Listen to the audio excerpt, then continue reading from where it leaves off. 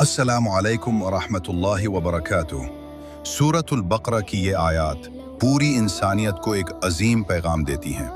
आइए कुरान का ये खूबसूरत हुक्म समझते हैं। अऊज़ु बिल्लाहि मिनश शैतानिर रजीम। मैं अल्लाह की पनाह मांगता हूँ शैतान मरदूद से। बिस्मिल्लाहिर रहमानिर रहीम। शुरू करता हूँ अल्लाह के नाम से जो बड़ा मेहरबान निहायत रहम वाला है। या अय्युहन नासु अअबुदू रब्बकुमुल्लज़ी खलक़कुम वल्लज़ीन मिन क़ब्लिकुम लअल्लकुम तत्तक़ून।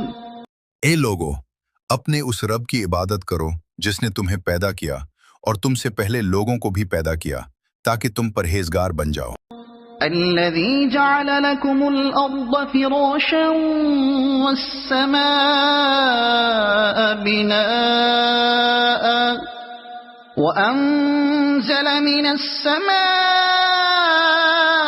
ماء فأخرج به من الثمرات رزقا لكم فلا تجعلوا لله أندادا وأنتم تعلمون۔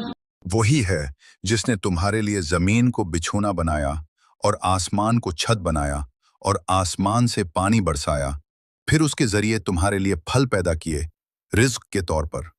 बस अल्लाह के साथ किसी को शरीक न ठहराओ, हालांकि तुम जानते हो। उन आयात में अल्लाह ताला तमाम इंसानों को सिर्फ अपनी इबादत की दावत देते हैं, क्योंकि वही हमारा खालिक, राज़िक और हर नेमत देने वाला है। इसीलिए इबादत भी सिर्फ इसी का हक है। अल्लाह ताला हमें खालिस तौहीद पर कायम रखे।